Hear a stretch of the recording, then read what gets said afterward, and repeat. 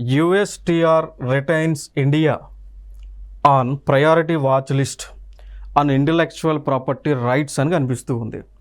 అంటే సింపుల్గా చెప్పాలి అంటే USTR అనేటువంటిది ఉంటుంది. అంటే USTR అంటే ఏంటి? యునైటెడ్ స్టేట్స్కి చెందినటువంటి ట్రేడ్ రిప్రజెంటేటివ్ అంటాం. So full form of USTR అంటే united states trade representative.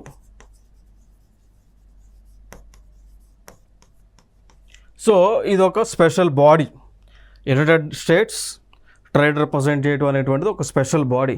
So body ఏం చేస్తుంది అంటే కొన్ని దేశాలకు కొన్ని దేశాలని ఆ దేశంలో ఉన్నటువంటి ఇంటలెక్చువల్ ప్రాపర్టీ రైట్స్ కావచ్చు, ఇన్నోవేషన్ కావచ్చు, ఆ బేసిస్ చేసుకొని